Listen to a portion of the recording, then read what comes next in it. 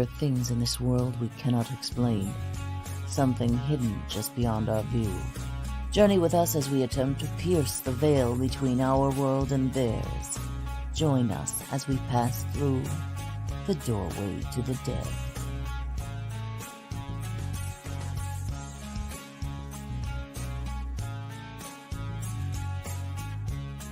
Join us at WLFE-DB.com for upcoming shows and so much more.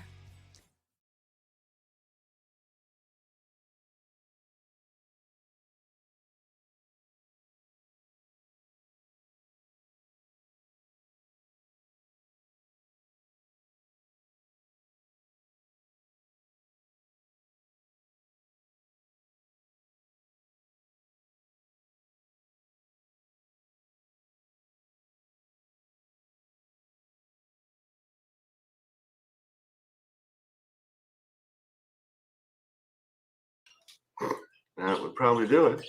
There we are. Yeah. Sorry about that, folks. I had a brain fart.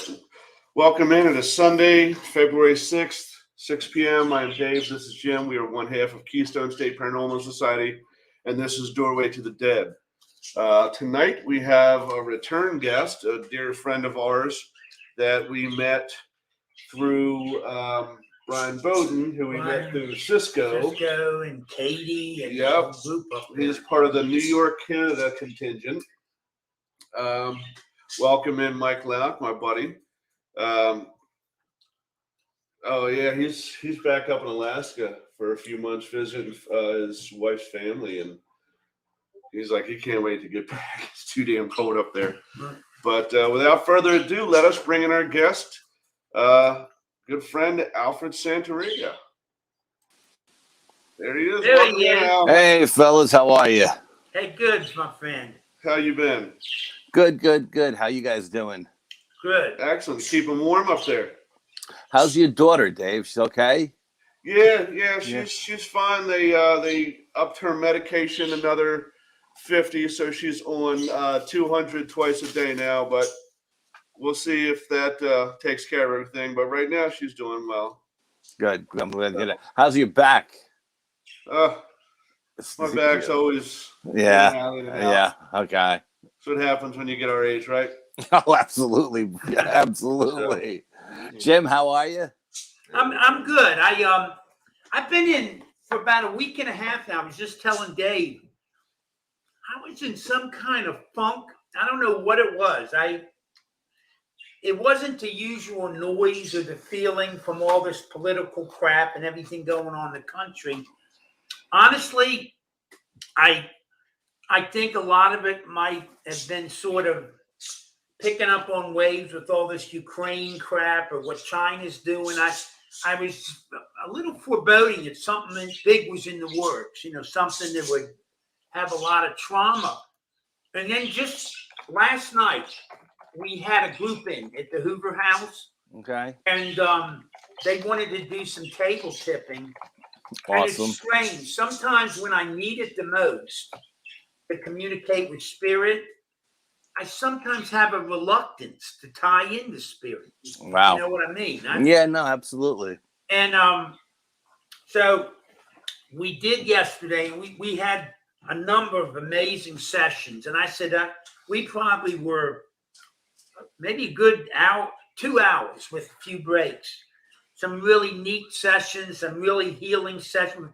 Oh my God, it was such a relief. It's exactly what I needed.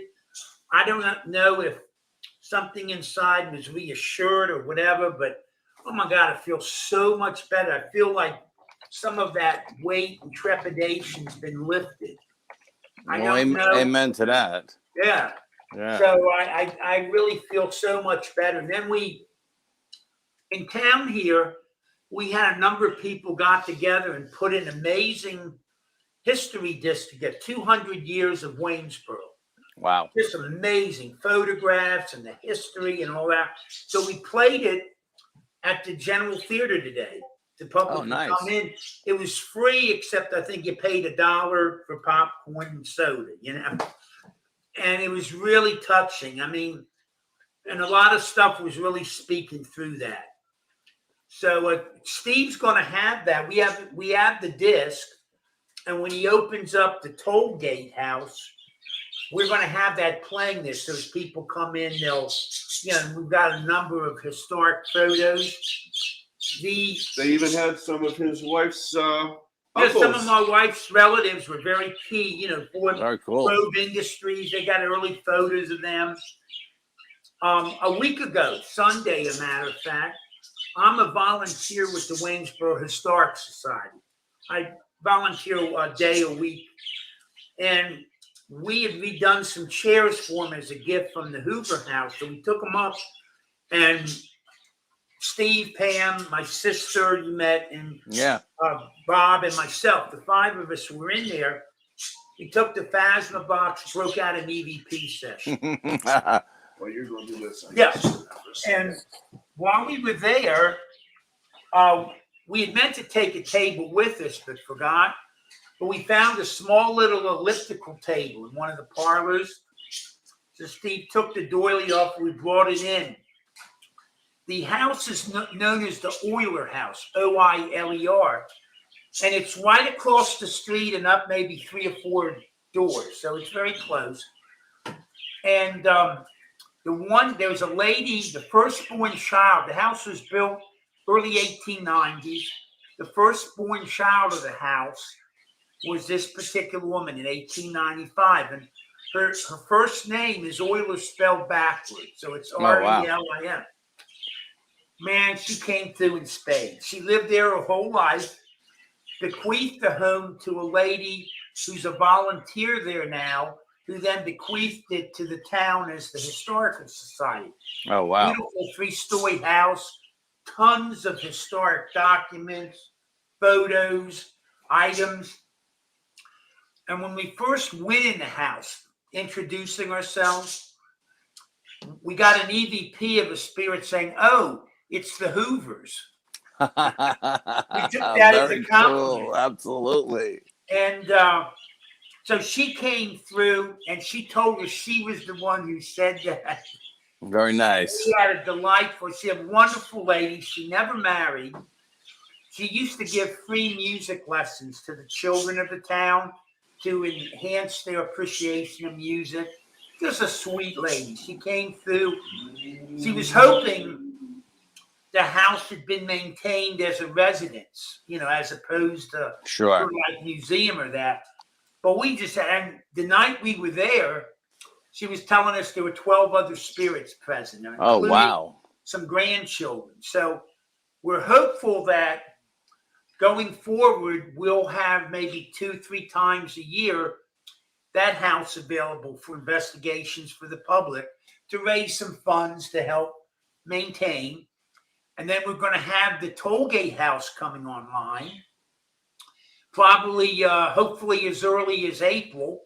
Wow. And the old log cabin, which was built in the 1770s and was the first church and the first school of Waynesboro into the early 1800s. So you guys are buying the whole town? Is that what's going on? Yeah. So that will be part of the Hoover House package going forward. Wow. And the cemetery sits about 50 yards in back of the gatehouse in the middle of a beautiful cemetery there in town. So, and we've already been told by spirits that both of those have spirits of the residents as well as from the cemetery, but nothing malicious there. Just we've been told there's a whole lot of communication that wants to go down. Wow, that's great. So I think this will be a really neat year. We have somebody on the other side covering our back and watching things on, and the special experiences are on an ongoing basis. That's amazing. So, how's Pam and Steve and your sister and Bob? Everyone doing well. I mean, awesome. My sister and Bob did have the COVID, this Omicron, but they were just down a couple days. For them, it was all in real bad sinus, like rubber cement. So they got over that. Pam, Steve, myself, we've been spared. And we actually, through one of the school systems here, we purchased an old bus, which accommodates 10 people and has handicapped lifts. And so we will be starting, my guess is probably early May, the Ghosts and History of Waynesboro, a driving tour, stopping at several sites. And we've already had as many as 5 retail establishments with spirits interested in coming on board. So, Jesus, man, you guys are unbelievable. Who's going to do all this work? Who's going to run all these houses? Who's going to drive the bus? I think if it takes off as well, I think we're going to wind up having to get some help. Yeah, I mean, obviously. Using me in the new store in town, and then Bronwyn can work there. yeah, Bronwyn. So My oldest daughter just turned 15, so she's soon coming up in the age where she can go get a job. So we have a reenactor and his wife. They're both interested in doing the ghost tours, and and so we've got the materials. There was a ghost and history tour here about 15 years ago. Oh, wow. And the guy's up in his years now. He just can't do it. So he gave us all of his materials, and we've been working and expounding on them. And, we had several Indian massacres here, Yes. right in the vicinity. This was in the day, like 1770s, late 1760s. This was the edge of the frontier. Yeah, oh, absolutely. Sure. So, we're really, I just hope my health holds up and my physicality. Yeah, knock on wood. Absolutely. Yeah. Yeah. And So I just want to show you guys something that my crazy partner put together for me. The Squatch Father doll. All right. It's a little teddy bear. He calls it the Squatch Father. Brian is out of his mind, but Is you that gotta Brian? love, you gotta love it. Yeah, that Brian put that together for me. Calls me up one day, says, "You got something coming in the mail. Let me know when you got it." Oh, And when I opened it up, I just started laughing. I go, "What the hell is it?" He goes, "It's the Squatch Father." And he said, actually, Brian said Jim has been having the same feelings and dreams experiences. Text you with a bit. Oh, wow. So, Okay. And I hear congratulations are in order on your retirement. Oh, hallelujah. Yep, absolutely. Yeah. Nice. 32 years is long enough, brother. You know what I mean? Absolutely. Yeah. Who's going to take over the building by the park now? I have no idea. I don't even care. No, I could care less. Hopefully somebody clues him in. But I mean, so I got things planned. I'm gonna maybe I'm gonna take a month off, and then I'm gonna go back to work. And when I do, I'll announce what I'm gonna do. But right now I'm keeping it under wraps. But I can't sit around and do nothing all the time. You know what I mean? Yeah. In all reality, I mean, I used to work 2 and 3 jobs and all this crap. I'll tell you, your day gets filled up. You don't know where the hell it went. No, I like to stay busy. You know what I mean? So right now, it's still brand new. I'm taking it easy. I'm just chilling out. But like I said, maybe in a month from now, I'll get the wheels rolling on the next chapter. You know what I mean? And see where that takes me. Absolutely. So, were you trying to upstage Brady on his announcement? Nah, you can't upstage the goat. No way. No, absolutely not.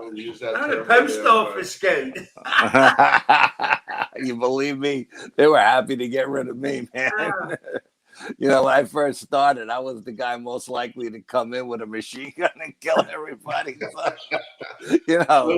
Postman right. most likely to go postal. We haven't had that in a while. Remember when we were having an outbreak of postal disease and Yeah. whoa, I don't Yeah, know. because all the regular carriers are retiring, and it's just filling those voids with part timers, and those guys don't last more than a month, so they never get that stressed out. You know what I mean? So plus they hold the part timers a lot less accountable than they do the career employees. You know what I Right, mean? right. So there's more pressure on the career employees, but Now, is that? I mean, 'cause I had an uncle was spent his whole career So no. with the post office. He was an inspector. oh, for nice. a portion of that, and I mean that was always considered a really good job. I mean, does that Yeah. still does working for the post office it doesn't carry that thing after, anymore? after Cheers and Seinfeld, nobody respects the mailman anymore. No, we got a bad rap. You know what I mean? So, I always remember the Kramer one where they got Newman and they had the bucket on his head. absolutely. Yeah. No, I mean, you know, it's not considered a good civil service job anymore. You know what I mean? Just too many bad situations, too much bad press. You know. You know, I think unfortunately that's just true of a lot of government jobs right now. Yeah, I wouldn't want to be a police officer right now. Oh, That's for sure. Yeah, Yeah, absolutely we not. still have a couple friends that are holding that line, but oh my God. Yeah.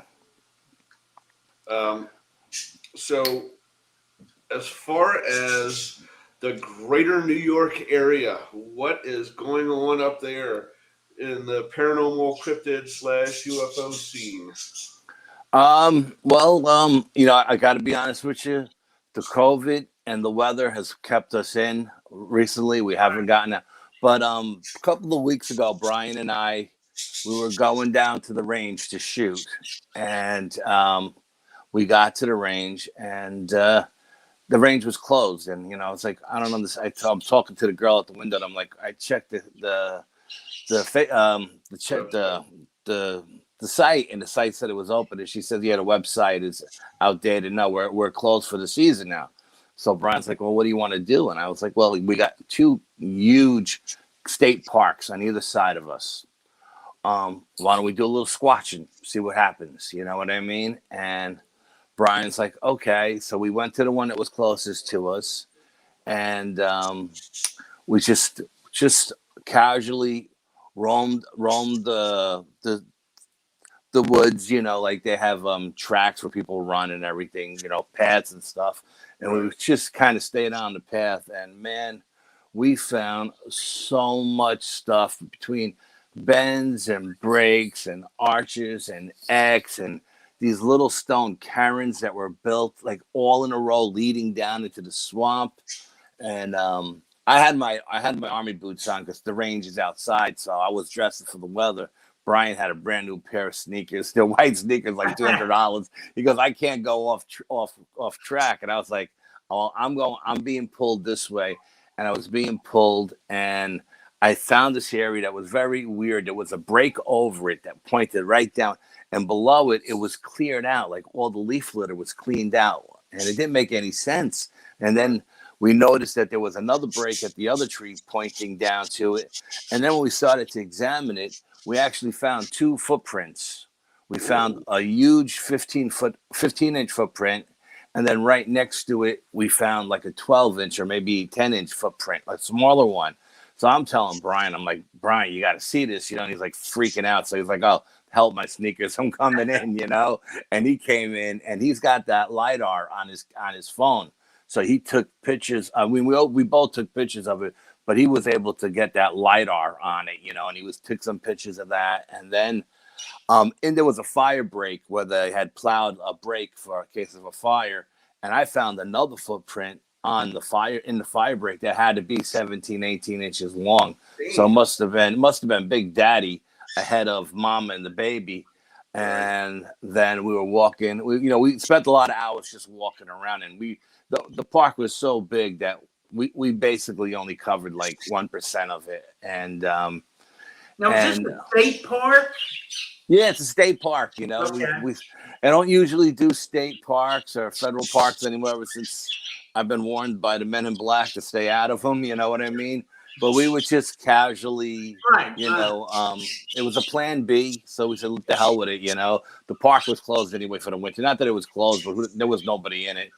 And we found. Then I noticed that there was like a waterway, like where water would come off the top of the mountain, run across the road, and I said to Brian, I said, look, all that in there at one point must have been all swamp because you could see the runoff where the water ran, you know. And I said, I don't know, I'm being pulled in this way, so I started walking in that way. And again, on that side of the road, X's and arches, and the arches, the way they pin them down with other trees is incredible. Just the engineering that goes into it is mind-boggling. And then we found like all these little stone cairns, and they all started leading down into the swamp. And you know that there's no human walking down into the swamp making these little stone figurines, you know. And it was a very successful plan B, you know. Wow. Of course, we would have rather shot all day, but you know, it is what it is. And was very, very enlightening. And you know, like I said, we didn't even go down to the back end of the park where like nobody goes. We were like in the front end of the park where people picnic and everything, because the back end of the park there's a giant lake back there, and it's all woods, and there's like no picnic area, there's no hiking trails. And I told Brian, that's where I want to go next time. I want to go back there, you know. And he's like, yeah, absolutely.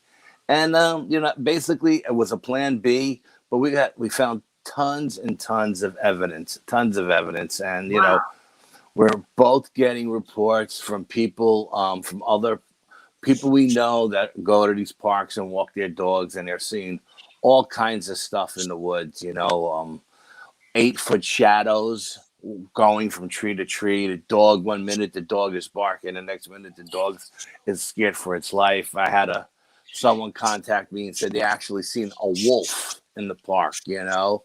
So it was like the biggest wolf they ever seen, you know. And I was like, you sure it was a wolf? You know, I mean, I know we got coy dogs and coy wolves, and you know they get as big as German shepherds.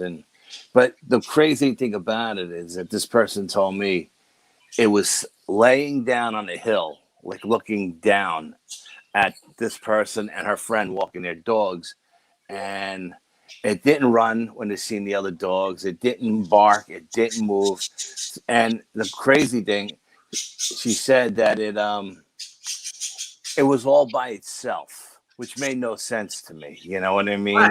Because this is a pack animal, unless, you know, it's a lone wolf that got driven out of a pack. But the way they explained it to me, it was just so big that it should have been the alpha, you know, and not the, you know, not the omega. But it was, you know, and I said to Brian, we got to get in there. And, you know, Brian got another report of a Sasquatch type creature down in the city, of all places, in the Bronx, Van Cortlandt Park in the Bronx, coming over, just underneath the thruway that leads to the city of Yonkers. And there's another big park in on the other side of that park. It's called Tibbetts Brook Park. And somebody was in there hanging out, you know, at night when they weren't supposed to be there, and having a few beers or whatever with their girlfriend, or fooling around, whatever they were doing.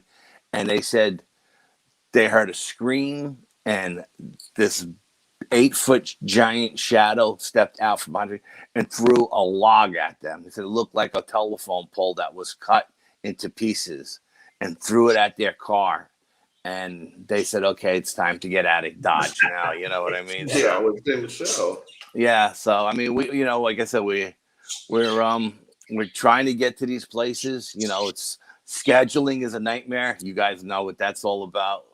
And so it's just, as soon as we can get our schedule coordinated, and maybe now we have like 6 inches of ice out in the woods. You know, we had this huge ice storm come through over the weekend, and did that hit you guys pretty good? God, it's a mess, just an absolute mess. And there's no way I'm gonna go tromping through the woods with 3 or 4 inches of ice underneath my feet. Just too dangerous, But we haven't really done any ghost stuff in a while. You know what I mean? So Yeah, COVID's really sort of knocked a lot of things off. yeah. Sure. And you guys, things are still pretty tight up there, isn't it? Oh, it's a nightmare up here. Nightmare. Literally a nightmare up here. Yeah. We were hearing from our guests this weekend who were from the Philadelphia area. Because around here, you really wouldn't know. I mean, you'll see a person here or there wear a mask, but generally you don't see masks. There's really nothing. We're just sort of open. Right. We're done with it, Yeah.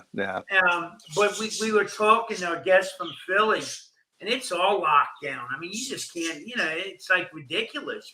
Passports, you got to show this. I said, damn, I wouldn't even think it was the same state to here. No, you know what? And the same thing up here where I live up in the country. Our county executive said he's not going to abide by the governor's mandates because they're not law, and he says he's just not going to abide by them. So up here where I'm at, in the Mid Hudson Valley, it's a lot looser and laxer. You know what I mean? But once you get closer to the city, the more insane it becomes. Yeah. Yeah, I'm not real impressed by your governor. No. Yeah, I don't think anybody is. Yeah. Oh, Lord. And I know we talked about this hit link on the first time we had on the show, but as far as investigations go, is anybody investigating Untermeyer Park across the street there, or is that still one of those when the lights go down, everybody just kind of clears out because they don't know what is going on over there?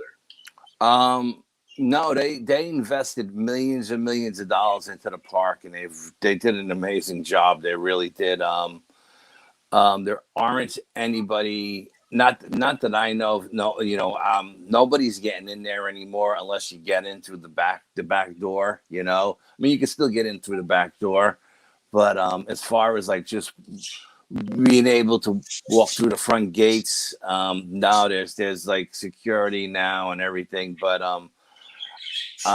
we did an investigation, literally a building that was right behind Untermeyer's.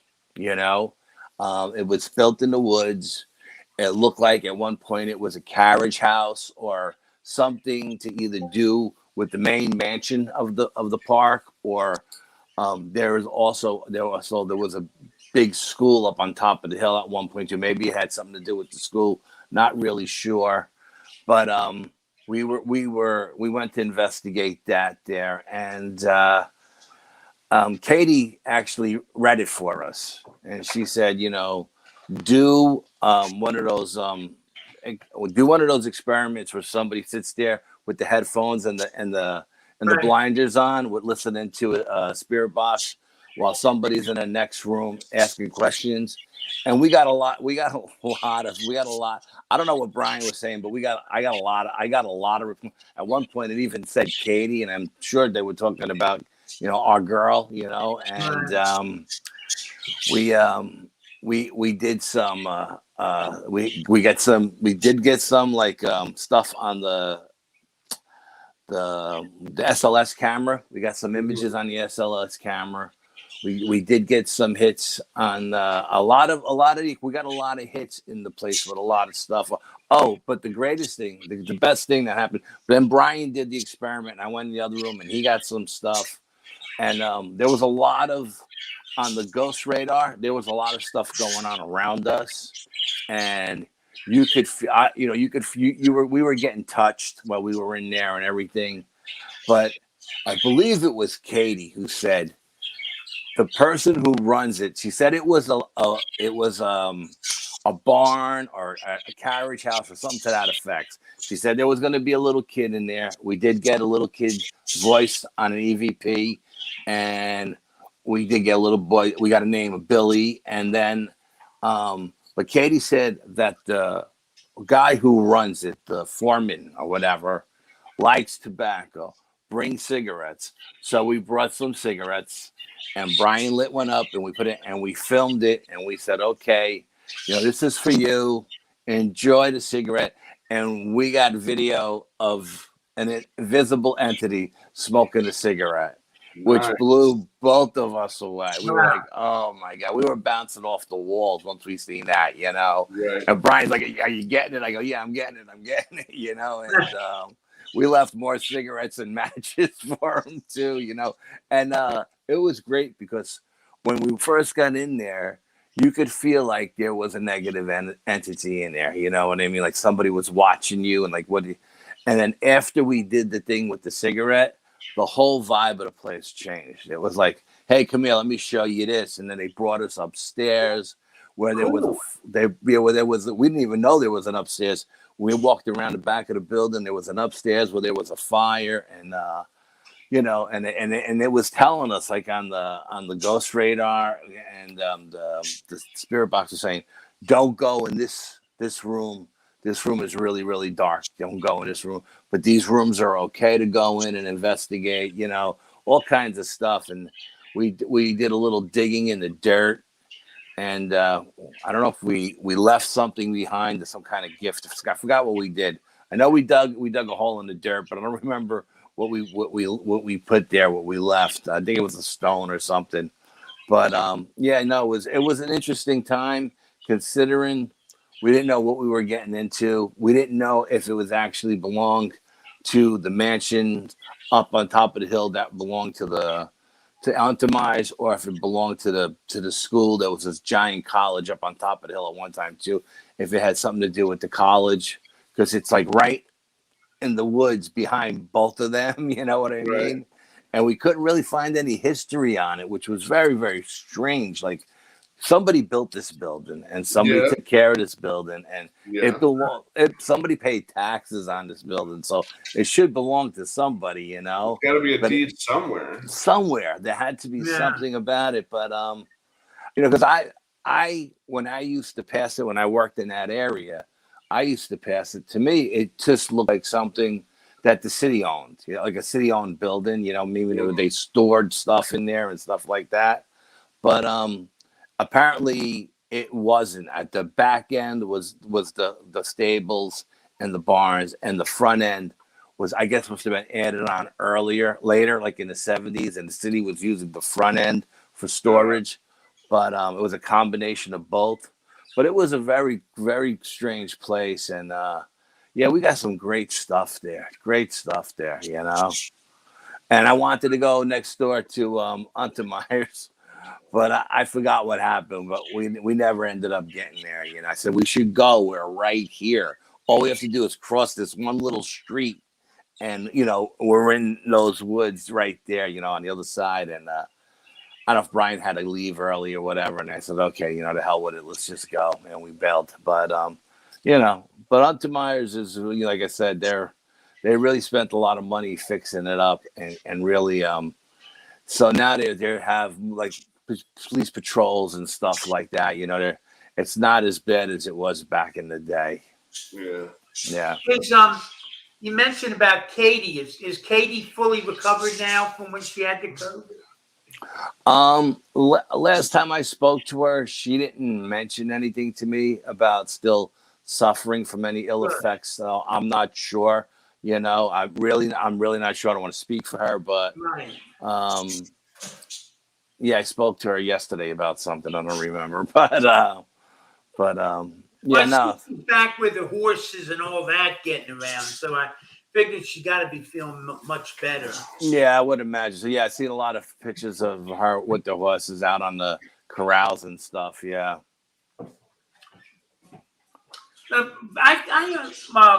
This one lady we're good friends with, Holly, from up in Kane, Pennsylvania. She was telling me something interesting yesterday, and I run it by Steve. I hadn't heard of this before, but he verified he'd heard of it. Evidently, in the town of Kane, there's some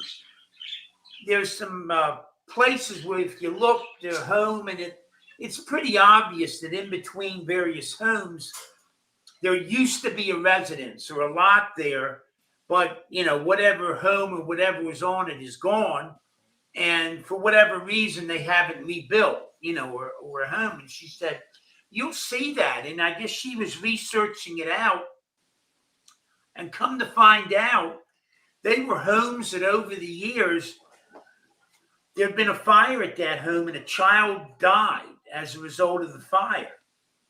And for some reason, I don't know, superstition or whatever, they just won't rebuild there. Wow. And I said, I'd never heard of that before, but evidently in some locations that was the case. I just never heard of that before. Yeah, no, I mean, I don't know. I never heard of that. I guess it would depend on the religious beliefs of the people in the area. Yeah, yeah. I remember one time I was in the Virginia City area of Nevada, near Reno, in that area. And in the day, like the 1880s, 1890s, Virginia City was a real happening place. The notables of the time, the U.S. Grants, Mark Twain, those kind of famous people, they often went there. That's why they had that Millionaires Club with the gambling and the stuff that. And it evidently had 3 or 4 opera houses, and I think 4 or 5 5-star hotels. Wow. And our local took me to this one area where it was obviously a huge structure had been there. The foundation, in terms of the rocks or the building, was still present, but that was it. There was nothing else built there. And she informed me that I guess in that period there'd been a major fire, and a number of people were killed as a result of the fire. So I was, just taking pictures, whatever. And later, when I'm back and going through all my stuff, oh my God, I get this picture, and it's the building. It was like all hazy, and it wasn't in focus. But I mean, there was this large structure there that my camera had captured. That's crazy. And I was like, what the hell? And, she said, we were just theorizing about that while, think of the ghost ships that are often seen on the seas where they're an inanimate object. But I'm just thinking, with the human trauma and the loss of souls or whatever as a result of a catastrophe, if that might leave some kind of psychic imprint or residual energy that, if the conditions are right, you can sometimes capture. Yeah, absolutely. As a matter of fact, Brian and I, we had a long discussion the other day about cameras and everything, because I got this new camera that films in infrasound and everything, and records infrasound. And I was telling Brian, I'm so tired of all these digital blob squatches and all that. When you enlarge those digital, you get all this crazy stuff. I said, I think I'm going back to the old ways with 35 millimeter in film. And I think I'm going back to Polaroids. I said, this way, whatever you get on the negative, you get, and there's no mistake in it. And there's no arguing about it. Because, everybody sees stuff, pareidolia. They make stuff up because they see it, because all the digital effect and everything. And I'm just so tired of it now. Yeah. You know what I mean? I'm just like, I'm done. I think I'm done with digital. I told them, Well, that picture I alluded to with the building, that was shot with an old camera, with the film and a negative. Yeah. Yeah. I think sometimes it's just the economics of it all, that gets a little pricey. I think a lot of us have had to go to the digital, but I agree with you. Yeah, just, I always did stuff old school, new school. I loved going old school, new school on all. And I believe on as much evidence we get with all the high-tech technology equipment we have nowadays, right?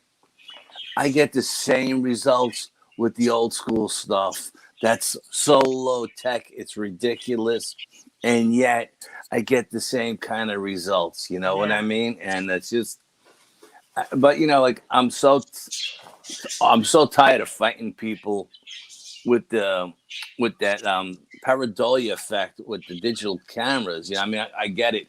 You take the picture, you can look at it right then and there. It's a beautiful thing, Right. But then once you start blowing that thing up, you put it on a 60-inch TV, and you're seeing all kinds of stuff that's just not there, And I told Brian, I went and I checked around. I found a store that still develops 35 millimeter. I could still order it film online. I said, I'm going back to the old school ways.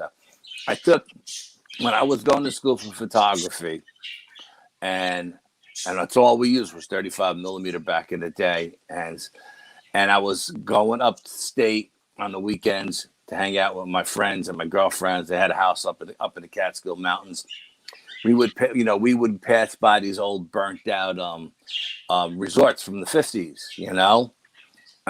One time we decided to go in and check it out, and we went in and there wasn't much left of the building standing, from the fire, because they're all made out of wood, and I took a picture of something just said take a picture of the stairwell, and I took a picture of the stairwell, and there was this little girl in a nightgown leaning between the bars, just looking down at me, and it was there on the neck. It wasn't there when I took the picture. I didn't see it through the viewfinder. But when I developed that film, it was there. And when I showed everybody that was with me that night, everybody freaked out, And it even freaked me out, So what I did was I got the negative and I got the photo and I put it in a little box. And the next weekend we went up to this girl's house to hang out and party and everything. We stopped there and I dug a little hole and made like a little grave, and I set everything on fire and I buried the ashes and I put a little cross, and I was like, you belong here. This is where you're supposed to be. And I left her there. You know what I mean? So, but when you get that on the 35 millimeter camera, and you get that on the film, there's no mistaking it. You know what I mean? It is what it is. You can see it plain as day. There's no effect. There's no kind of effects that could it be. It's either there or it's not. Yeah. And that happened to me twice. And the first time was that time with the little girl up in the Catskills, and then the second time we went to one of my good friends. I'll call him Hank. He was going to school in Connecticut for auto mechanics. You know what I mean? He was always a car guy, like Barracuda and everything. And his roomie was a kid from Northern Connecticut, and the kid lived up in the Berkshire Mountains. And he was telling us about this house, giant mansion that's built in the middle of the woods. Nobody goes there. It's haunted as hell. And it's in this little creepy little town, And then he was like, "You guys got to come up. You got to investigate it." So we said, I think it was like over Thanksgiving holiday, something. We drove up, me, Hank, and my other friend. And we went up there. We met this kid in this little town, and it was a weird town. It was like you come off the main road and you go down to this little dirt road, and you end up in this little town in the middle of nowhere. And we're in this town, and we go to the diner to wait for my friend Hank's buddy, and the sheriff comes over to us and he's asking us what we're doing and everything, and we explain to him we're waiting for somebody.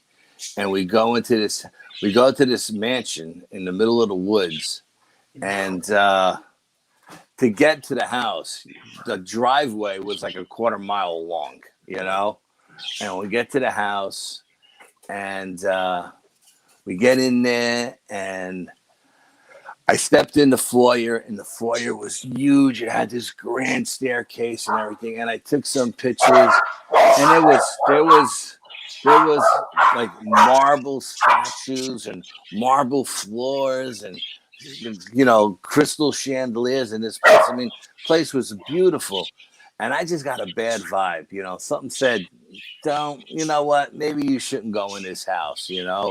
So what I did was I started working the outskirts of the house and the property, and I was walking around the property taking pictures of every angle of the house, and I was in the backyard taking photographs of the house. They had this giant Olympic swimming pool. They had a beach. They had a boathouse, and I was taking pictures of the back of the house. And then it started to get dark, and it really got creepy. And I told my friends, I said, "Listen, I'm not going in. I got a bad vibe about this joint. I'm not going in." And I gave my friends the cameras, and I had two 35 millimeters. I gave one to each. And my one friend Ed, he went upstairs, and he was upstairs on the balcony, and he was going from room to room taking pictures and doing EVPs with the old-fashioned recorder that you had to press down and everything, the magnetic strips and everything. Yeah. And he was doing EVPs upstairs, and Hank was downstairs. And the room downstairs was insane. It opened up. It must have been I think they called it the game room, because it opened up like a billiard room or something like that game. And it was huge. And it had all of this weird stuff in it, like stuff you would think were like had to do with dark entities and stuff like that. Just creepy stuff, red and black and statues, and there was a mantle in the front, like a church, and those guys were in there taking pictures and stuff at night, and I was sitting in the car waiting, because I said, "Yeah, I'm not going in this place, man. Something's telling me not to go in." And they were in there, they were in there, and then all of a sudden, I heard Hank screaming, and I heard Ed screaming, and they both come flying out the front doors. And I'm like, "What's going on? What's going on?" And it's like, Ed said something grabbed him, literally grabbed him, and threw him down those giant staircases. And when I tell you the staircase was huge, it was 8 to 10 feet wide. And something threw him down the staircase. And Hank, who was downstairs in that game room, said he felt like he was being grabbed by 3 or 4 people. And he felt like he was being dragged to the altar. Like he was going to be sacrificed or something.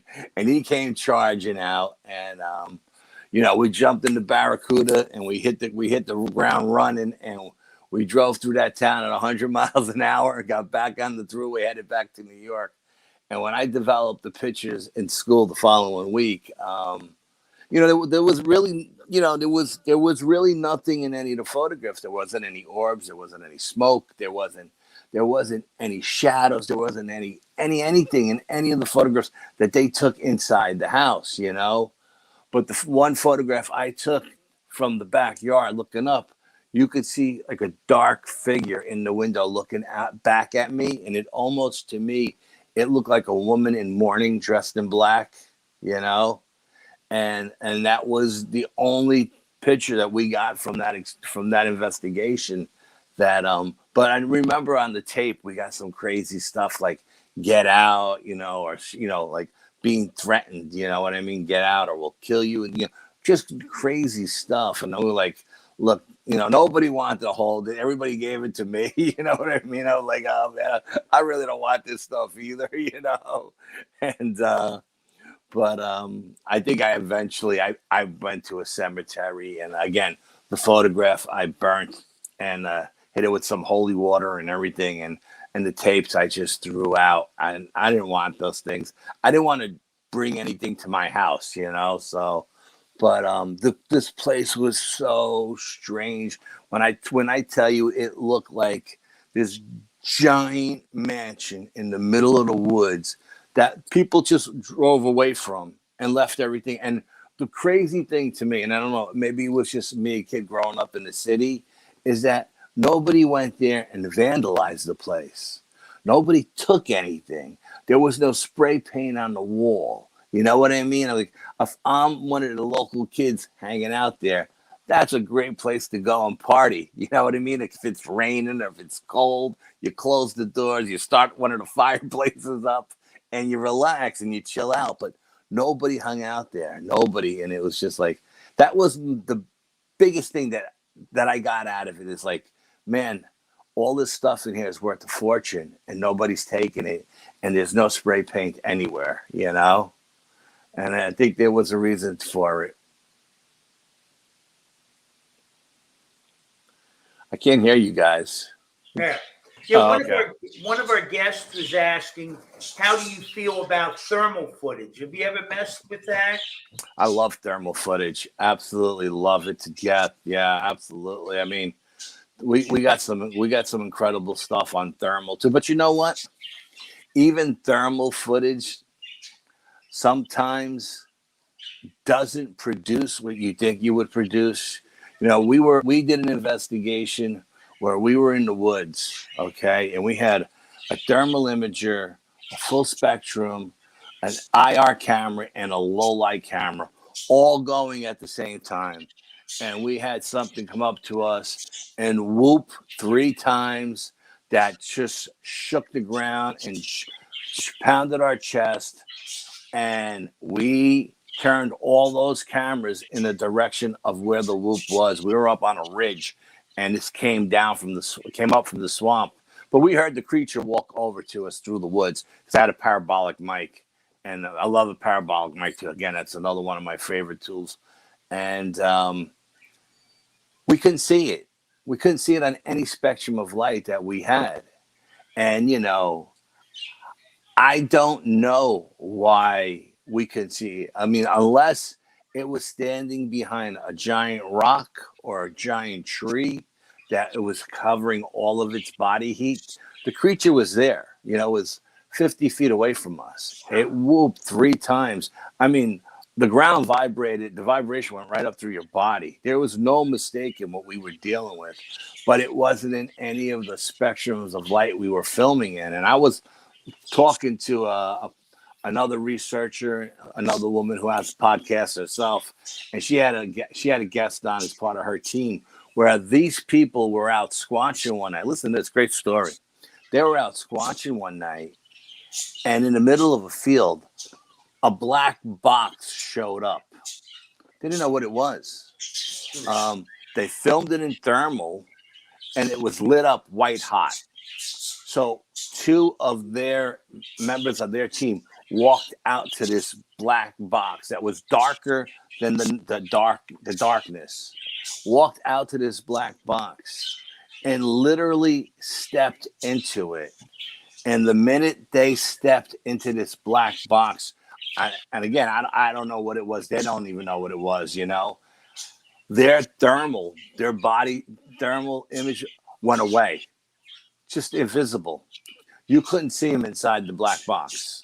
It was like they didn't give off any body heat, but they were still in communication with a 2-way radio, and they told them to step back out because they were freaked out. All of a sudden, 2 of their members walk into this. Yeah. They don't know if it's an alien craft or an interdimensional doorway or what it was. And that's what I was just going to ask. Yeah, and they stepped in, and all of the cameras they had going, they thought for sure the thermal would be the one to keep them inside. But as soon as they stepped into this box, their thermal image of them went away. And as soon as they called them out on the 2-way radio, and when they came back out, their body heat was right there again. Like whatever this thing was, it just engulfed their thermal image. You couldn't see them. So I mean, I think there are different spectrums of light that things come in and out of, and you know, I don't think we know. We're not.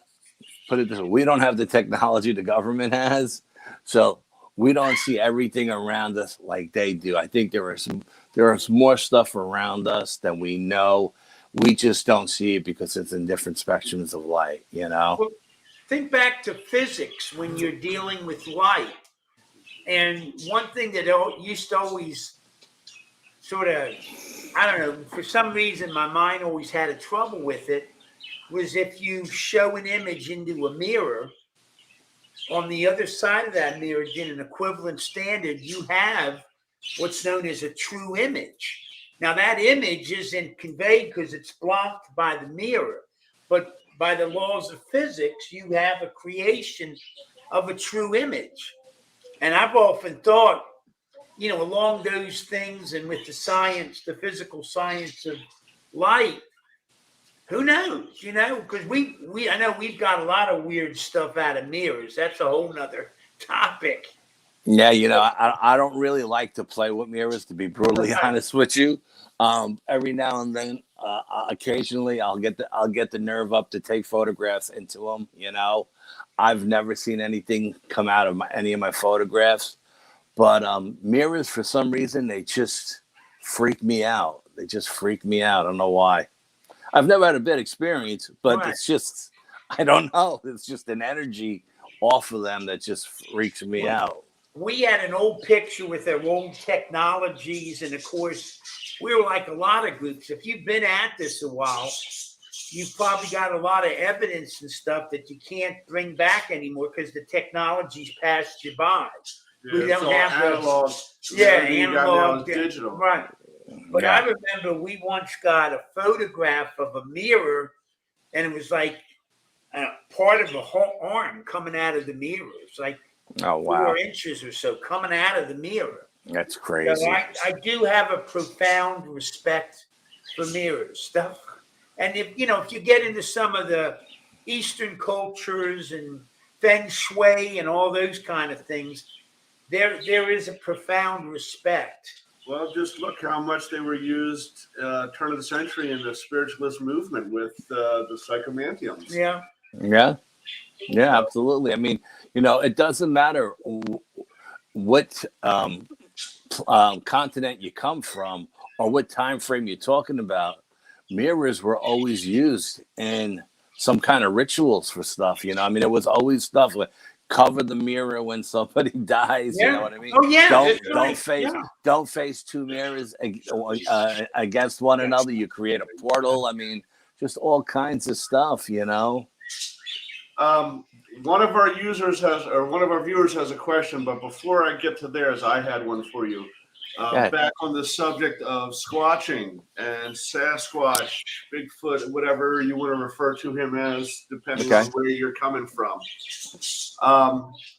You get these, like you were telling us a story about the footprints in the state park and these type of things, but how often do you get these, what I would consider probably more rare pieces of evidence, such as scat or tufts of hair that you find that you can't give to any known animal that would be in that area? Yeah, it depends. It depends on what you find. You know what I mean? I think if you look hard enough, or if you have a gifting area, you know what I mean, you could set something up. Like I have a gifting area. Okay, we have like 5 now or 6. I lost track. But what I did at one of the gifting areas is, that sticky stuff that they put in the stores to catch the flies. Yeah. I've tied a couple of them to the trees that lead back and forth to the gifting spot. To try to get some hair. And I get a lot of hair, but most of the time it's deer or raccoon or skunk or something like that, or squirrel. That's a good idea. Yeah, no, I'm going to keep trying. You know what I mean? Because sooner or later, I mean, we're having interactions. We're gifting, we're regifting, and all kinds of stuff is going on. So the creatures are definitely coming in and interacting with us. I just haven't gotten lucky enough to have one of them turn around and have it get stuck to its hair or its shoulder or something, We found scat before. We have found scat before, but when we found it, it was early on, and we didn't know of any place where we could go to get it tested. You know what I mean? Right. So we just left it where it was. But yeah, I mean, there are techniques you can use to get the if you come across a den or a structure that they've been using, whether they're just sleeping in it as they're going through, or maybe they're bedding down there for a couple of days or whatever. You could go in and people have look. Believe me, there are tons of researchers out there with tons of DNA evidence, tons of it. You know what I mean? A lot of people don't talk about it because they don't want to have the Men in Black show up at their house. You know what I mean? Everything is done down on the. I mean, if you're a researcher and we're all, it's a small community. Everybody knows everybody else. You get word of mouth through the grapevine. Hey, did you hear what this one got? They found this here. They found that there. But it's all about researching and finding those dens, and creating those gifting areas. I don't gift food. I don't believe in gifting food. I gift everything other than food because I don't want them to associate me with food, Right. If they see me, I want them to say, oh, here comes the guy who's going to leave us some toys, I get like little cat balls that you shake and they light up and everything, and I'm glad you mentioned about the DNA, though. I guess it used to be so prohibitively expensive to do any right. kind of DNA testing, but now it's come down in the feasible terms. And I guess for the serious watchers, that's probably a commonly used thing now. Yes, it really is, and there's a lot of researchers out there that have DNA, and I'm talking about top-notch guys that are been in the field for 50 years. You know what I mean? But it doesn't matter what the result is. People are always going to question. They're always going to say it's contaminated. You can never make everybody happy unless you bring in a body or you bring a live one in and you show it to the world. People are never going to be happy. People always going to have something bad to say about it, and it's the nature of the beast, They want, like I tell people, I don't try to convince anybody about what I've seen or what I've experienced. When you see it for yourself, you'll believe it. Because even when you see it for yourself, your mind can't comprehend what your eyes are seeing because these creatures are just so big. They're so big. It's ridiculous. And just the mere size of them freaks people out, scares the hell out of people. Before we're going to take our break here in just a second. Before we go, the weird thing just hit my head. I was watching, I think it was that Drugs Inc. the other night, and they were showing, in these remote areas, Colombia, Peru, and all that, where they're cooking the cocaine and all that harvesting, and they are in very remote areas, very rigorous, mountainous. There, the thought hit me. Have you ever heard any tales from some of these drug traffickers or, where they've encountered? Yeah, there's actually a one out of Northern California where these people had a grow site on the mountain, and they decided to plant their grow site on the Sasquatch territory, and a few of them were torn apart, shredded to pieces. There's actually a full-length movie on that. Investigative reporter caught wind of it, and he really did a great job putting this movie together. It's a full-length movie, maybe an hour and a half, 2 hours, and he goes from like the rumors to, because of course the cops are going to say, oh yeah, there was a gunfight on the hill between two rival gangs and some guys were killed. Yeah. But no, I mean, the way this guy breaks it down and pieces it together, and then he actually gets people to come in like with masks on and everything who are still growing in the same location, but now they have like respect for one another. You know what I mean? They don't shoot at the creatures when the creatures walk through the gross site, you know, and they just let them mosey on through, and the creatures don't attack them, you know, because they're being shot at. Yeah, absolutely. Wow, Yeah, and then you know, I get a lot of reports from Border Patrol guys. okay. They'll be up in the hills of Arizona, up on the mountains, looking down with night vision equipment or thermal equipment, and you'll see the moles coming through, the guys smuggling all, and then, you know, 100 feet behind them, you'll see this giant figure, you know, walk just 100 feet behind and maybe 50 yards to the west. The moles are going this way, and this thing is going that way, and you know, what the hell else is out there that's that big bipedally walking, you know? Oh, that's great. No, it just dawned on me. I'm like, geez, you know, it's a logical question from that. Yeah, and there's a lot of Border Patrol people that have that evidence, you know, and when they get it, as soon as they get back to their COs, that stuff is confiscated, you know? Well, of course, and our government's denying there's anything going on down there anyhow. Yeah, no, but I mean, you know, it's you know, they take the evidence for, you know, because they're sending out people to go arrest these people, but they're also taking it for the Bigfoot, because there also have been stories where the moles that have been going through will run across a family of Bigfoots on the way, and you know, they start shooting at these creatures, and the creatures defend themselves and just rip these people apart. You know, just rip them apart. Yeah. And they go there and they just find body parts all over the place. I actually seen a video, one that was actually smuggled out, where the Border Patrol guys were filming, and it was the body parts. Of course, the government says, oh, it's the cartels just chopping people up. But these people weren't chopped up. They were pulled apart, you know? Right. Wow. Yeah, it was crazy stuff. Yeah, it's out there, you know. You have to know people. I mean, and like this, like people always say, "Oh, come, no one ever gets that great picture. It's always, you know, it's always fuzzy, it's always squatchy, you know, blob squatch kind of thing."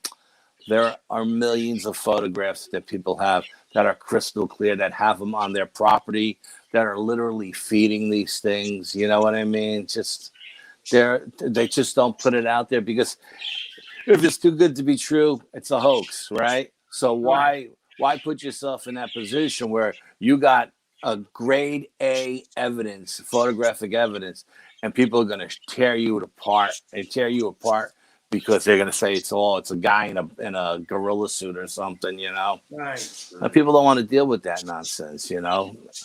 I mean, we've been doing this a long time now. All of that debunking, all of that nonsense, just leave it alone. I mean, today I had someone tell me that because I was promoting the show, and when I promote all over the place, you know. I don't just promote in ghost or Bigfoot. And someone said, "Oh, why are you promoting a ghost show in a UFO on a UFO site?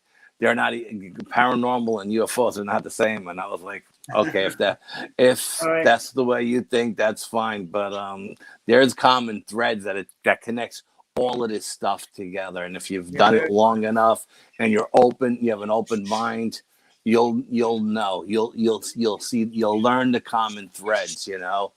And you wouldn't believe how many ghost hunters are out squatching now and using ghost hunting techniques and getting grade A results with the Sasquatches, you know?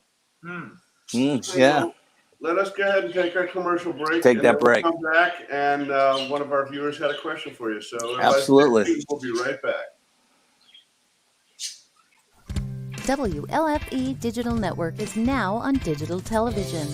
If you're into ghosts, Bigfoot, UFOs, and the creepy, then WLFE has a TV channel for you, Paranormal View. Watch all of your favorite WLFE video talk shows on one channel. Shows like Paratalk Radio, Step Into the Paranormal, Skeptical Help Bar, The Creepy Parlor, and more. Looking for something else? Do you support the LGBTQ plus community? WLFE has brought all of their LGBTQ shows like Inside the Drag Closet, Everything Yet Nothing, Across the Pond, and Rainbow Soul all into one place. A new TV channel called LGBTQ Friends. The third channel is a Variety Unlimited. Here you'll find a wide variety of talk shows you know and love, like Just Cindy, Card Pulls and Coffee, Real Talk with Nom, The Bipolar DM, Meet the Author, and Movie Review 5. The best part of watching these shows is that they're all available to watch at one location, one website, WLFE-DB.com.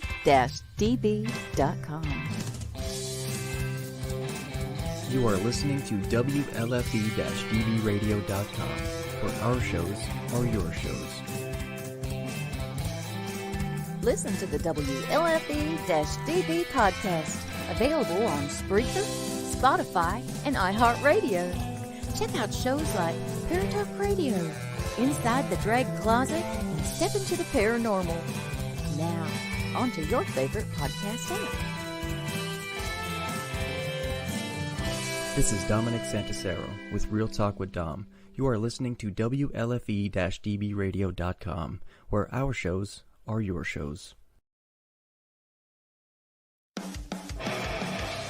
Hey guys and dolls, this is Casey DeVille, the better half of DeVille Inc., Baltimore, Maryland. If you're ever in Baltimore, stop in and see me and Tony. Invisible Bree, 5920 Eastern Avenue, Baltimore, Maryland, 21224. Give us a call if you're in the area at 410-400-9641, or look us up on the web at DeVilleInc.com. DeVille Inc., where we specialize in you.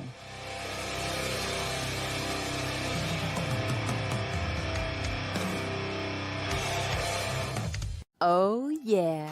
Life just got sweeter now that WLFE-DB has merchandise. Show your support by purchasing your t-shirts for WLFE, Paratalk Radio, Inside the Drag Closet, and more. But it doesn't stop there. T-shirts, coffee mugs, tanks, buttons, cloth bags, and more. Go to WLFE-DB.com. On the top bar, click on the merchandise tab and bam, there you go. You got merch. Support the shows. WLFE-DB.com. You're listening to WLFE DB Radio. Now, back to our program. Right, and we are back. And the question that one of our users had was, what is it? Oh, here it is. Do you think Bigfoot has mystical powers? Well, according to the Native Americans, they always believed that Sasquatch was supernatural. Okay, so I believe they are as well. I believe I believe that they're able to raise their vibration and use that in their consciousness to a higher level, and use that to help them open up portals so they can step in and out of. I don't believe there are people out there that say, well, I followed a Bigfoot trail, a trackway for 100 yards, and led to the middle of the field, and then the tracks just disappeared. And then what happened? Where did they go? And people say, well, they just stepped in their tracks and they backtracked. It's an old Indian thing. They backtracked, a quarter of a mile without double stepping in the print. And then when they got back to where they started, they jumped on a rock or they climbed up a tree and they swung past. And I'm like, no, there is no way something is going to walk backwards for a quarter mile, not even make a double track, and then start all over again. I believe that these creatures have the ability, to raise their vibration, and when they do that, they can open portals anywhere they want, and they can step in and they can step out. And B, I believe they have an ability when they raise their vibration, they can change the spectrum of light they're in.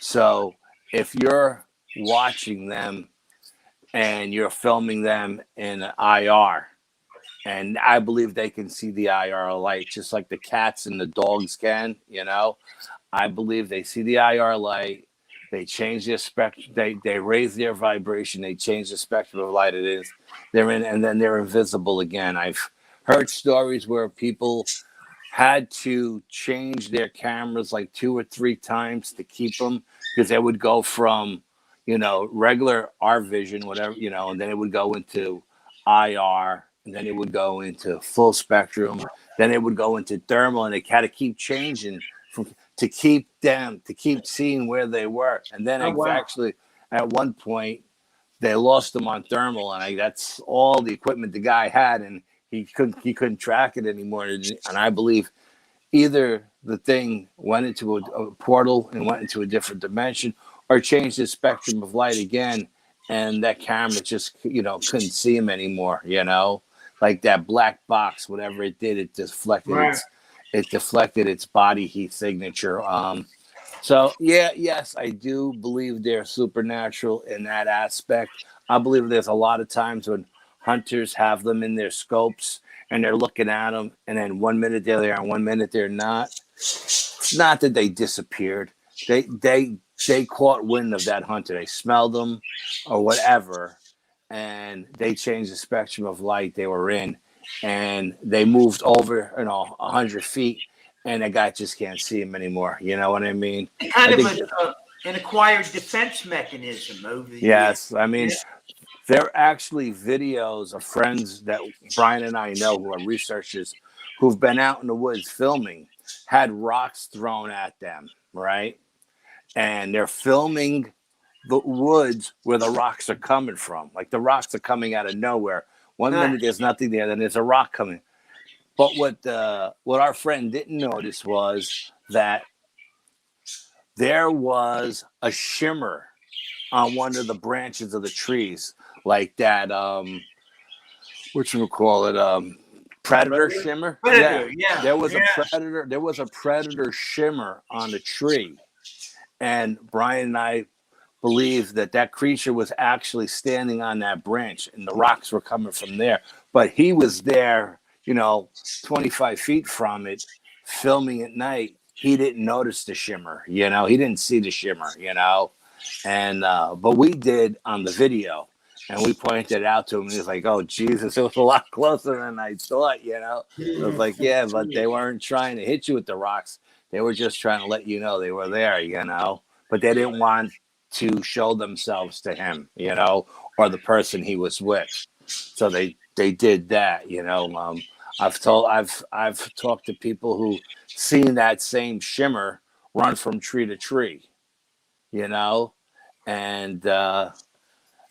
if they weren't paying attention, if they weren't looking, they would have never noticed that. If you're just a regular person walking through the woods, you're not going to catch that shimmer going from tree to tree. You have to actually be out there with that mindset. Yeah, and it's been about a month or so ago. We had an interesting experience. We were doing a table session, and a good friend of Steve's had passed away a couple years ago, and about a year after that, his wife died. Oh, wow. And both of them were into the paranormal and really, really wonderful people, very giving. Well, for some reason, it was shortly after his wife's passing, she started coming through. Like, it didn't matter where we were doing a session, this lady would come through and be at the table. And that was always sort of like hit or run. She'd just jump in, didn't matter who was there. She'd just sort of barge in, take over the table for a couple minutes, say hi to Steve, and essentially always had the same message. She was looking for her husband. Oh, wow. Met up with him. And she didn't know where he was.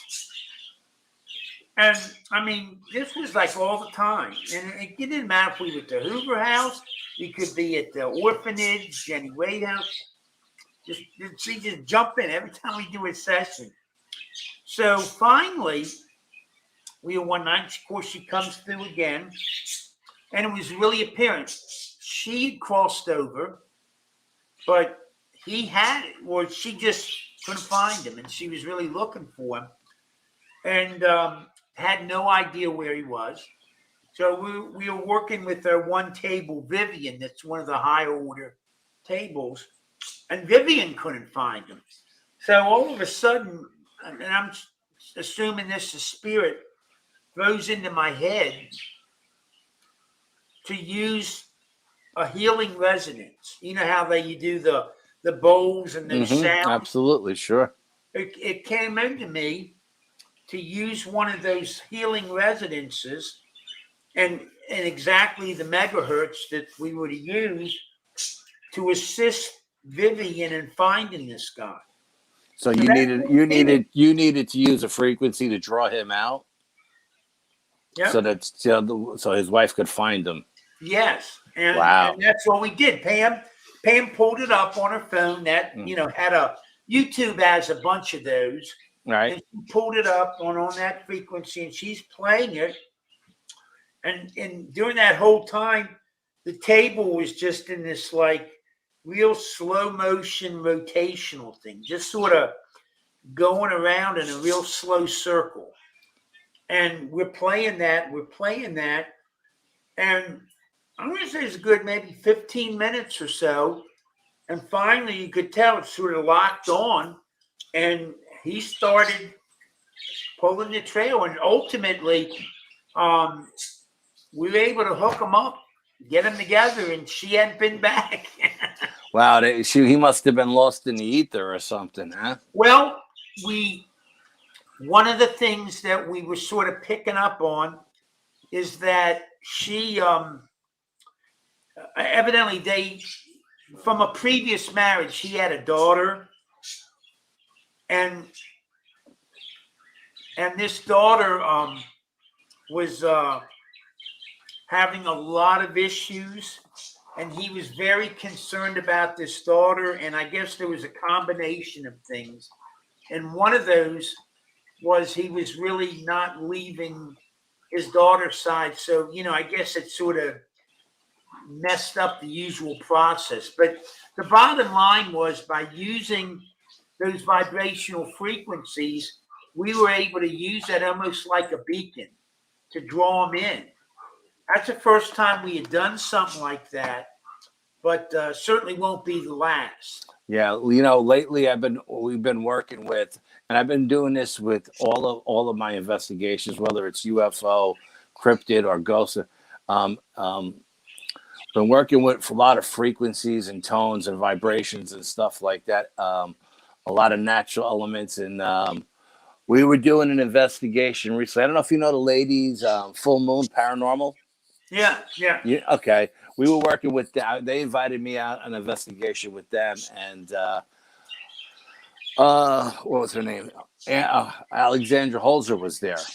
Okay. So we're working with Alexandra, So I was kind of doing my own thing, and I was getting EVPs. We were in a very historical music venue, and there had been music there from the 1800s right up until like the week before we got there. There's been bands playing there and stuff, and I was down in the basement doing my thing, and I got an EVP next to an old Budweiser sign. I said, "Do you like Budweiser?" And it said no, But what I started to do, dawned on me, I should start going into the rooms before Alexandria gets there, and do all kind of environmental readings. And I got a piece of equipment that does like 20 different environmental readings. Okay. And I would see what each one of them said, and I would lock them all in to see what it looked like. And then I would let her come in with the group that she was leading, and she did what she would do what she do to make contact or whatever, to, her intent to draw entities and energies in. And then I would take my photographs, I was staying in the background, and I had met Alexandra years before, and it's unbelievable. She still remembered me, and I was taking photographs, and I caught this photograph in one of the rooms. It was up on the second floor. I caught this thing peeking into the window. It looked like Gollum from Lord of the Rings. Okay. And it was crazy looking, just absolutely crazy looking. But then after she left, I went back in and I took those readings again. And in every single room, when she left, the readings were off the chart. every single environmental thing that I was reading had changed dramatically. And Cool. and that happened from room to room. Look, we were up in the dressing rooms upstairs, down in the bowels of the place, the basement, up on stage, in the stands, on the floor, up in the rafters, everywhere. And I don't know what made me do this. A little voice in my head said, "You know what you should do? You should get there before, and then you should get there after, and see what happened." And in one of the rooms, there was a little hallway that separated one room from another. And in that hallway, there was a little alcove. I don't know what it was. And they had put a REM pod in that alcove. And you could walk past that thing a million times, and that REM pod would never go off, And it was so dark in the place that you couldn't even see it was there. Well, I was standing by the bar filming, and all of a sudden that REM pod started going crazy. So I went over and I just filmed this REM pod going absolutely nuts. And then when she came out of the room, I said, "Did you put this REM pod in?" And she said, "No, I didn't put that there." And I had to ask everybody that was with us. And eventually I found somebody said, "Oh, I put that there in the beginning of the night before the investigation even started." And they were like, I already forgot about it. They had forgotten about it because the place was so big and it was so many rooms to go into. And I was like, well, when Alexandra is up here, this thing is going absolutely insane. And it was an amazing investigation. I had a lot of fun that night. I got a lot of stuff. I got heat signatures on my thermal in one of the dressing rooms. There was something there, like a little figure. I had that EVP downstairs. I had that gullop thing in the photograph. I don't know. I mean, it was just weird that we're up on the second, third floor. There's no fire escape. There's no walkway out there. And something is standing outside, peeking in, like watching what she was doing. Right. It was crazy. Yeah, that was a great investigation. Yeah. The Twin Cities Opera House that we did with Bob and Nikki. Yeah. We did this place called the Twin Cities Opera House. It's in Ohio, right? Yeah. Yeah. Good and bad. Good and bad. Good was active as hell. We had some great stuff and some stuff that we hadn't experienced before, equipment-wise and just personal experience-wise. Sure. Bad problem was the acoustics in this place were so perfect that if you were up on the balcony on the top of the place, somebody could fart in the basement and it would sound like an eruption up where you were. I mean, it was just that loud, Yeah, absolutely. So yeah. You have to take a small group in there, and you can't really separate because you're going to completely contaminate everybody else if you do. But at the times when we were all together, we were getting some fantastic stuff. The one alcove with there was two little girls. One was the daughter of a woman who was in one of the actresses. One of the main actresses that was there.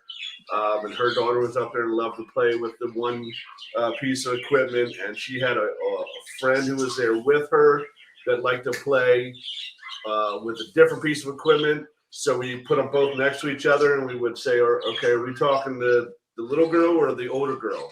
And depending on which one lit up, we knew which one we were talking about. Yeah. So No, I mean, when we had so much evidence that night, and then we had other personal stuff happen to the ladies that were there, people that they knew who did a lot of played a lot of concerts there, showed up. It's very emotional with them, but I tried to either get ahead of people or get behind people. Again, like you said, EVPs are almost impossible to do in places like that, because of the acoustics. It's just crazy. But I was able to get one downstairs in the basement. And the basement was weird because you could walk through the basement and feel absolutely nothing. But there was a stretch, maybe a 6 by 5 foot stretch, that when you walked through, it just felt different. And the EMF meter would go off the charts, just in that little 5-foot stretch, you know. And there wasn't like there was wires above us or wires underneath the floor or whatever, because we were in the basement. All the wires were exposed. You could see what's around you. I was walking up to, you know, heavy duty wires and putting the EMF meter up against them, and it wasn't doing anything, you know. But whatever was in that little stretch, and it was funny too, because again, I like to stay in the back and just pay attention, listen. And one by one, as everybody walked through, you could hear everybody just say, "Man, it just feels weird right here." You know, like that one little. I think every single person that was in that, who came to that event that night, said it as they walked by or said it on the way out. You know, it was funny. It was a lot of fun. We had a lot of fun. And Alexandra was great, absolutely great. Yeah, we have a friend that's friends with her. We're trying to get her down to the Hoover House and have her stay in the suite named for her father. Oh, absolutely, yeah, without a doubt. Speaking of trying to do something, what is going on for you? And I would assume Brian, what's on your calendar? What do you guys got coming up? Anything special? Well, we did a couple of movies over the fall. We shot a I think it was like a 2-hour documentary for the Travel Channel, Right. on UFOs, and then we shot 2 more, both independent filmmakers. Again, both of them are about UFOs. All 3 were about UFOs, and you know, then Brian recently got another phone call to go shoot again with the Travel Channel in Connecticut. They didn't want me. I guess I'm too much of a pain in the ass for them, but they wanted Brian, which was fine with me. And Brian shot. So we've been doing a lot of shoots. You know, we've been doing a lot of video production, stuff like that. Other than that, again, you know, we're just, the weather is so bad this year up here. You know, if it's not snowing, which it seems like it's snowing every day, it's you know, 12 degrees or, you know, minus 2, and so we're not getting out the way we normally would, and it's just, you know, keeping us in, you know. And then again with the COVID stuff, you know, again we're not getting out to do just the things we did. We did some stuff over the summer. There's a place up here called Balance Rock, and it's this giant rock, balanced on 3 smaller rocks. And if you look at the rock itself, it looks like the Native Americans carved it to look like a cougar. Has almost like a cougar's face to it. And we went there, and we did some EVPs there, and we did some, again, a lot of environment. Again, we're doing a lot of environmental stuff with the readings and the tones and the vibrations and the frequencies. And you know, we go there, we investigate. Doesn't seem like there's much happening. We do a couple of our techniques to try to amp up the energy, and then the energy just goes through the roof. And then all the environmental equipment just absolutely blows up. And that day, we actually, after we did that, we ended up hitting 2 stone chambers that day as well. We had come across 2 stone chambers in our travel that we had never been to before, and we investigated them as well.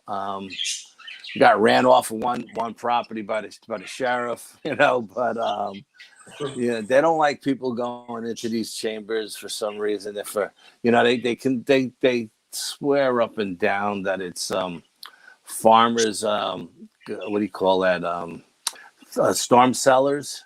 You know, they call them storm cellars, but they're made out of 2-ton stones, and they're above ground. Right. A storm cellar is below ground, not above ground. If the farmer is going to build his house and his barn out of wood, what makes you think he's going to build a storm cellar out of 2-ton stone? And how is he going to move it and build this thing without mortar? I mean, these things are amazing. And and the energy in those places are always amazing. We always get some kind of evidence when we do these things. When we go in there and we investigate, we always get something. So whether it's EVPs, a video of like a thermal footage of stuff, or just touched, or see some whispers in our ears. I mean, we've had so many different things happen to us. I had taken a group out one time, and we were in one of these stone chambers, and it was actually on Native American land, and we were in there, and it was in the summertime, and I had a Native American woman touch my arm. I felt a small, warm hand touch my arm. And the back of this chamber, there was like a sacrificial altar or something. And I was in it by myself, and I felt this Native American. Well, the image in my mind's eye was a young Native American girl. And I asked her how many chambers are in the area. And on my digital voice recorder, I got like 17 taps. Tap, tap, tap, tap, tap. And then everybody got together, and it was a big group. So we were going in groups of 5s. And one of the girls in one of the groups was my cousin. And her brother had passed a couple of years earlier. He was a guitar player in one band and a bass player in the other. And they were in this chamber, and one of the girls comes out and says, "Al, we can hear guitar playing in this chamber. Is there anybody around, maybe somebody up on the roof of the chamber with a radio or something?" I was like, "No, we're in the middle of the woods. There's nobody around. It's just us, Well, we hear a guitar playing in there. What, And then they go, "Your cousin's freaking out," because nobody knew the backstory that her brother had passed away, And so I go in and I say, "What's going on?" And she goes, "Shh, just listen." And then all of a sudden, it went from a strumming guitar, like an electric guitar, to like a bass guitar. And you can feel, if you put your hand on the stone, you could feel the stone vibrating. And she looked at me, and I looked at her, and I think, "This is a message for you, So you and I both know who this is, and he wants to communicate with you, not me, And she was like, and this girl is, how do I explain it? Very straight laced. She's an attorney by trade. She doesn't believe in a lot of paranormal stuff. You know what I mean? And she came out of that chamber crying hysterical, and hugging and kissing me. And she was like, "Oh my God, Al, I can't believe." Sorry, it blinked off, Dave. What? He dropped off. He dropped off? Yeah. Huh. Yeah, he must have hit something. I don't know.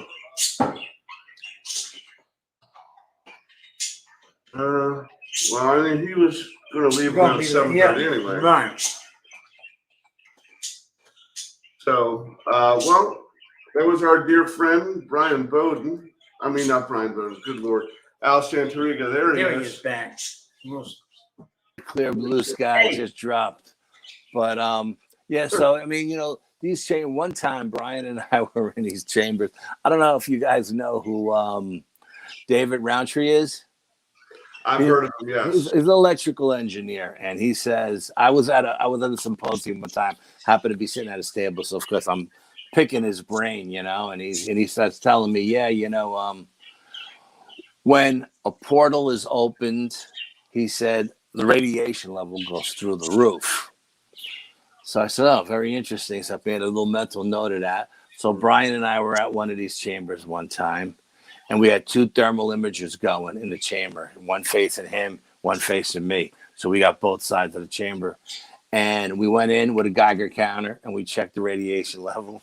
And there was, there was really no radiation level there. and then we take out our Tibetan singer bowls and we hit it with this frequency and we ramped it up. And you could see on the thermal images, the colors started to change. It was like this crazy purple cloud on both thermal images, which is changing. And Brian was looking over my shoulder towards the door, and he said he seen somebody, but on the inside of the chamber, like almost like a shadow figure against the wall, peek out to look at us. But when it peeked out, it had the sunlight behind it, so it made a silhouette because the sunlight. And Brian seen something peek out and then duck back in. And when I tell you, when we checked the radiation level again with the Geiger counter, it was through the roof. Wow. I mean, it was at dangerous levels, you know. And Brian's like, maybe we should get out of here. And I'm like, no, maybe we should just wait 2 more minutes and see what we get, you know. But are those expensive? What's that? The Geiger counter. Okay, Steve's got one. Does he? Yeah. No, you can buy them now for pennies on the dollar. You know. Yeah, what Steve's I mean? got one. Yeah. Well, listen, Al, Yes. I want to keep my promise. I appreciate you so much coming on the short notice. I wanted to let you get out early. Oh yeah, absolutely. You're going to be going on with Cisco. Get a little rest and listen. I don't know if you saw your buddy posted a note. You might want to give him a buzz. And yeah, he's having a tough week. My buddy. Yeah. So we're gonna let you go a little rest up. Say hello to Cisco for us, would you? Oh, absolutely, yes. We can't wait to have you back down at the house. Oh man, Brian and I were thinking about booking a room for the Battlefield Bash because it's my birthday weekend. So okay. Yeah. Well, look, you and your family stay well. Thank you so much. It's very always enlightening. A whole lot of new ideas. And again, deepest appreciation. Give Brian our best too, would you? I will. And anytime you need me, guys, you call me and I'm there for you guys. You know that. All right, Al. Thanks so much. Good night. You take care. Ciao. And that was Al Santariga. Wow, so some great stories there. Yeah, well, and it's the thing is, as often as we've sat and talked with him, it's like every time is a new story. You haven't told us that one before. Yeah, we never thought. You know what? That thing's yes. Steve has a Geiger counter that works. So I'm thinking doing some of that harmonic resonance and just see if we get alterations in that. That's pretty fascinating. You know where you may want to try that at? Over at the Historical Society. Yeah. I would say try it over there. I want to try it at the James and Jess. Because I'm sure that'll go all over the place with all the different spirits attached to all the different antiques, you know. And then I think the orphanage would work well. And quite honestly, I know you have no desire, but I think that might work at Hinsdale. Yeah, I really do. Yeah, that Andy and all them, they were just up there. Yeah, well, him and I were talking about it today. Our friend Andy Andrews, was up with Mary Jo Chudley and their group. Was it Penn Paranormal? And they went up to the offering tree. Right. And on their way back, somebody said that they were starting to feel really drained. And he said the first thing he thought of was the story I told him about what happened to you and I when we were there. And he's like, look, somebody's going to get drained tonight. You can deal about it because he doesn't know his own strings. So. And talking of which, Mary Jo, they were guests this weekend at the Hoover House. Yeah. And she's made a really neat REM pod that Pam and Steve are going to be carrying at the store. I think I may get myself one. They really look sharp. So be on the lookout for that. That was pretty neat. Solidly built. Yeah, someone was saying that Al is a fascinating guy. I said, if you could sit and talk with him like face to face, The stories this guy's got for you. I mean, let me finish what I was about to type here, and then I'll do a quick summation of the first story he told to me. Yeah. So, Yeah, we had a really neat session last night. We did a number of sessions and hooked up with a lot of.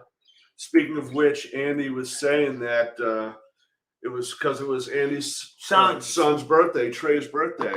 Yeah. And that his mother came through. His mother came and through. He said everything Jim was saying before we could ask questions was spot on. Like whatever the table was telling you and coming into your head and you were saying out loud, he said every bit of it was spot on. Yeah. So. Yeah, she was really. But I tell you, it was real cathartic for me for some reason. I felt a lot better all day since last night's session. I don't know what it was, but it's the same thing every time. You don't listen. Yeah. I tell you, the spirits will take care of you. I know. No, I don't know if I want to get over here. Oh, I feel so much better. Of course you do. Yeah. Okay, so the first time we meet Al, and we get to talk, and if you were here for the beginning of the show, Al just retired from the post office after, what did he say, 32 years? 32 Good years. Lord. And at one point on his route was the building that David Berkowitz lived in Yonkers. And right across the street from that is a place called Untermeyer's Park.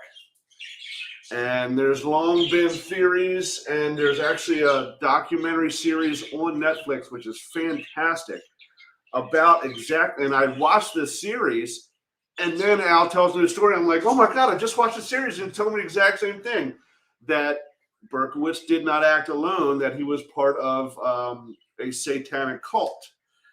It's been active there for a long while. Right, that has had ties to a worldwide satanic cult, a Hammer something, I can't remember exact naming, but they used to hold rituals in Untermeyer Park, and if you lived in the building surrounding it at night, you could look out your window and see black shadows of people walking, holding torches to where they were going to hold their rituals, and there was constantly animal remains being found from animal sacrifice and all this stuff. So he hears a story from the guy who used to run the route he had, that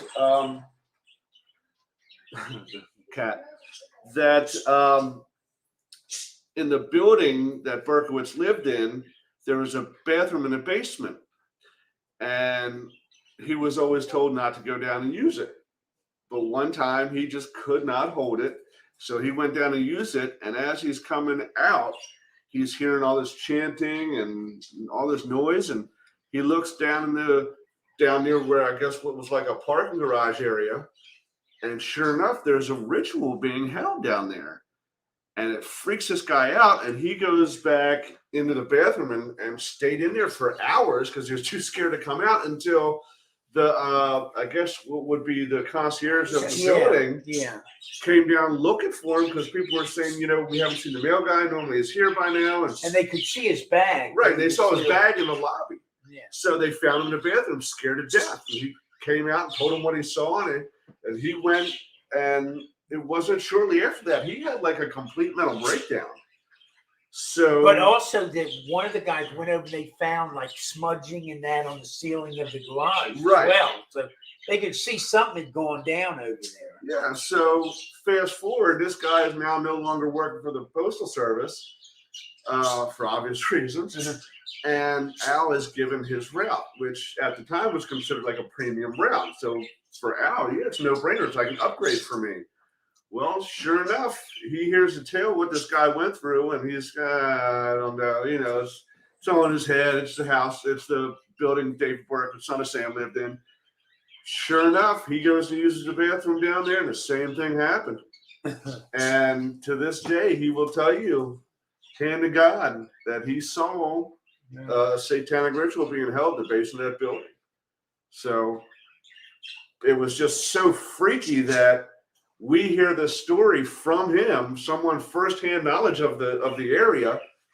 And it was less than a week after I just watched this full documentary series on Netflix about the exact same thing. Yeah. And at the time, I'm asking, I'm like, you just saw this on Netflix. He's like, I don't have a Netflix account. I've never seen this. But he's given facts from this investigative reporter who did this docuseries. So, and he obviously hadn't seen it. So I take him at his word. Al's a fascinating guy. And yeah, him and Brian work fantastic together. And really. I am not a fan of going up to the state of New York. I mean, it's got to be a real draw like Hinsdale was, something like that. Shanley will be. But I am desperate to get up to their area and go out maybe squatching or looking for UFOs with them or investigating someplace. I think it would be fantastic. The guys, it's weird. It's like they're older. They're probably somewhere between my age and yours. Yeah. So I would say early to mid 50s, which I'm quickly creeping up on. But they run the gamut as far as their investigational style. They do it old school with just recorders and what their body is telling them and their feelings they're getting. They go new school with some of the equipment that I'm familiar with. They're just really kind of prepared for every situation. So, and we'll have Brian back on the show sooner rather than later as well. Yeah. So, I want to thank everybody who tuned in tonight. I'm sorry I was kind of in and out. I have two of the male birds that we have are going UFC on each other, and the dogs are barking at them. So I had to quarantine the dogs upstairs, which means I had to bring one of the new cats down here. And I got home ownership, gotta love it. I got to get my new computer up and running because my old one, it's dying on me, and I really can't run my EVPs and all that processing. So I got to get that new one up and running. I just have a lot going on right now, and hopefully the next couple of weeks. What I can do is, depending on what's up with Melissa's work schedule, if I'm able, when I get off work Friday, I'll come over and set up your new computer for you. Okay. So, and then that way you don't have to make the trip over here if you don't want to, because, you'll have your new computer set up. Either way. Well, we want to thank everyone for tuning in. Thank Alfred for joining us. And my buddy Mike. Can't wait till you get back in the lower 48, Mike. We got some stuff to do with you. So. And wish everyone well. Stay healthy. Enjoy the Super Bowl next week. Yeah, the Super Bowl's next week. And we did, by the way, the local board, zoning board, did pass the initial ordinance. So at this point, it looks like they are rezoning so that hopefully these things take a month or two to work out. But hopefully by end of March, beginning of April, we should have access to both the toll house and the famous log cabin there in the cemetery. Yeah. And at that point, Steve should be setting up Gettysburg Ghost Exchange 2, Waynesboro edition. And then we can start the structuring of the paranormal tours and the historical tours of Waynesboro. So, and hopefully even have a couple additional things, maybe the library and the historic property on board as well, to be able to offer them throughout the year. So, some really neat stuff and some wonderful spirits talking with us and stuff. So, thanks again for everyone, and thanks to Al. And you all have a great week. And we'll see you in 2 weeks. Take care. I've got to punch in for Rob, so I'm going to see if I can grab Rob in 2 weeks. Thank you for joining Dave and Jim on Doorway to the Dead. Catch us next week right here at 8 p.m. every Thursday as we open the door to paranormal discussion and more.